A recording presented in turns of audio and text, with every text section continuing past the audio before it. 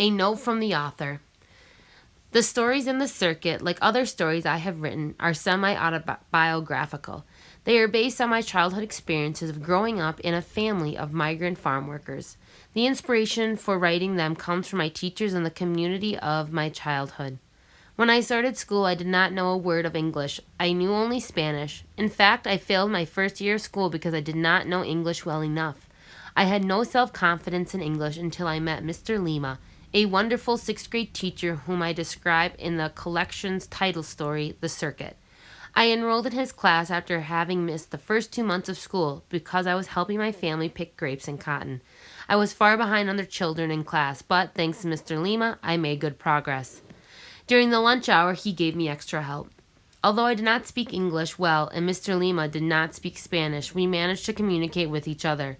He valued my Mexican cultural background and my native language while he taught me English. At times it was frustrating for both of us, but he never lost his patience with me. He never made me feel inadequate or inferior because of my poor English language skills. Miss Bell, my sophomore English teacher, was also very influential. From her, I learned to appreciate literature and the art of writing. She regularly assigned our class to write narrative accounts of personal experiences. Even though I had difficulty expressing myself, I enjoyed writing about my migrant childhood. In one of my essays, she commented that the experiences I wrote about were very moving and that my writing showed promise. She then had me read The Grapes of Wrath. It was difficult for me, but I could not put it down.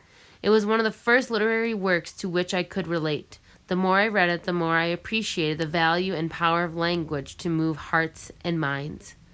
After graduating from Santa Maria High School, I received several scholarships to attend Santa Clara University, where I discovered that my migrant experiences were both an obstacle and a blessing. They were an obstacle to the extent that I did not have the privileged social, economic, and educational experiences most of my classmates enjoyed. However, they were a blessing because they served as a constant reminder how fortunate I was to be in college.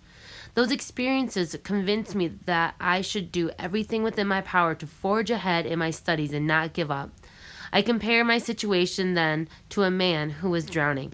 A man who is drowning uses the water, the very substance that threatens his life, to save him.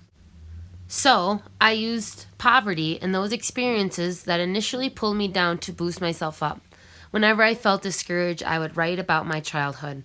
Upon graduating from Santa Clara University, I received a graduate fellowship to Columbia University in New York, where I met Andres Eduarte, a Mexican professor and writer who became my thesis advisor.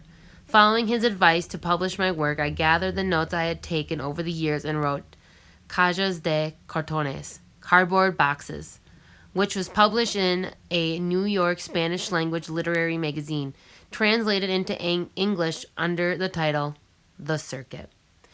It was published in the Arizona Quarterly and received the Arizona Quarterly Annual Award for Best Story. For the next several years, I continued my efforts to write more short stories, but teaching and administrative responsibilities left me little time for writing. Then I applied for and received a sabbatical for 1995. I devoted the entire year to researching and writing The Circuit. In writing these stories, I relied heavily on my childhood recollections, but I also did a lot of background research. I interviewed my mother, my older brother Roberto, and other relatives. I looked through photographs and family documents, and I listened to corridos, Mexican ballads, that I had heard as a child. I also went to different places in the San Joaquin Valley where we had lived in migrant labor camps. Bakersfield, Fowler, Selma, Corcoran, 5 Points. I visited museums in those towns and read through newspapers from that era. Unfortunately, I found little or no information or documentation in those sources about migrant farm workers. I was disappointed, but it convinced me even more that I should write this book. As I gathered material, I began to recall the experiences I had forgotten with the passage of time. Looking back on those childhood memories from an adult point of view, I made a series of discoveries about myself in relation to my family, my community, and our society. I gained a deeper sense of purpose and meaning as an educator and as a writer. My greatest challenge was to write about my childhood experiences from the point of view of the child, and to make them accessible to both children and adults. I wanted readers to hear the child's voice, to see through his eyes, and to feel through his heart. Why did I write these stories? I wrote them to chronicle part of my family's history, but more importantly, to voice the experiences of a large sector of our society that has been frequently ignored.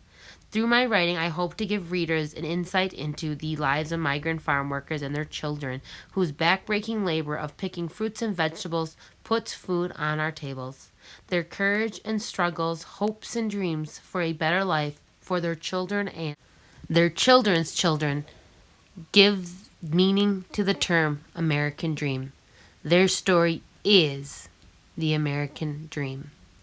From Francisco Jimenez's acceptance speech for the Boston Globe Horn Book Award for Fiction 1998. About the author, Francisco Jimenez immigrated with his family to California from Talcahuaque, Mexico. As a child, he worked in the fields of California, and the stories in the circuit are largely autobiographical, as in his first picture book, La Mariposa. He received both his master's degree and his PhD from Columbia University and is now chairman of the Modern Languages Department at Santa Clara University. He lives in Santa Clara, California, with his wife and 3 children.